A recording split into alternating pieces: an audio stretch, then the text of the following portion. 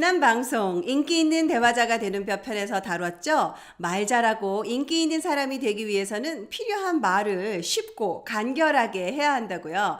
그래서 오늘은 그럼 도대체 어떻게 이 말을 쉽고 간결하게 할 수 있는지 그 구체적인 팁을 드리려고 해요. 낄낄 빠빠.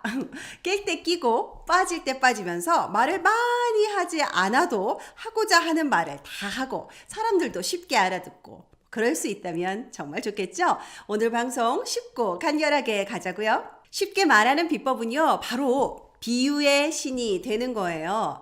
여러분 어떤 책을 좋아하세요? 한번 잡으면 술술 읽혀지는 책.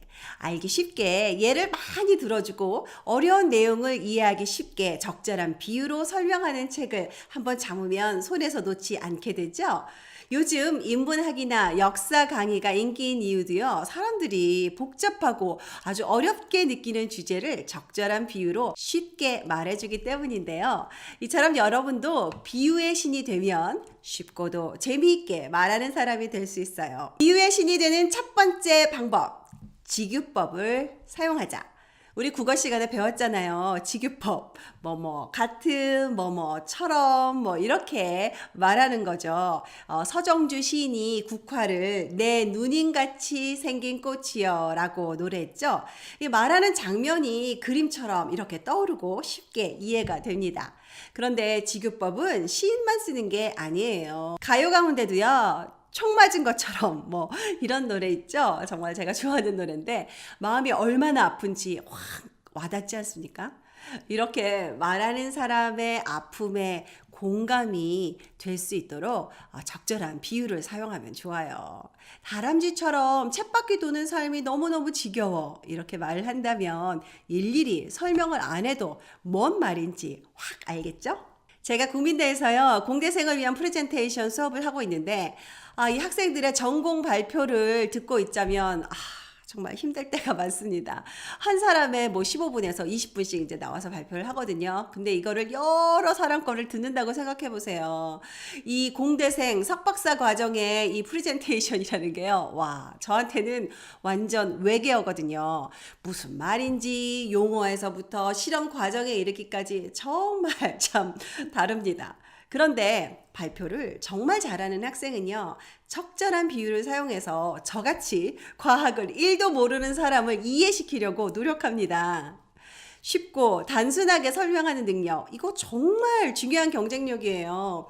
여러분이 어떤 이야기를 하던 또 누구에게 말을 하던 알기 쉽고 또 간단하게 말하는 연습 꼭 해보시기 바랍니다. 어렵고 현란한 표현으로 말해야 유식해 보인다고 생각하는 사람 물론 있습니다.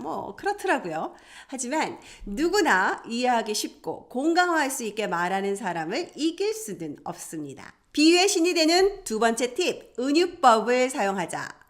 한마디로요, 은유는 A는 B다 이런 식으로 말하는 거예요. 텔레비전은 바보 상자다 이런 식으로요. 서울은 아침입니다 이렇게 말하면 밝고 희망적인 서울의 모습이 느껴지지 않습니까? 하나님은 사랑이다 등등 이렇게 A는 B다 하는 식으로 비유를 하는 거죠. 인기 있는 광고에서요, 이런 비유법을 사용하는 경우가 많은데 왜냐하면 짧은 광고에 이 전하고자 하는 함축적인 메시지를 잘 담아낼 수 있기 때문입니다. 예를 들면 사랑은 움직이는 거야 이렇게 이야기를 한다면 무슨 말인지 확 와닿을 뿐만 아니라 정말 이동통신사를 확 바꿔버릴 마음까지 갖게 하거든요. 평소 말을 할 때요, 이런 표현을 자주 사용하면 인기 있고 센스 있는 대화자가 될 수 있어요. 긴 설명 필요 없죠.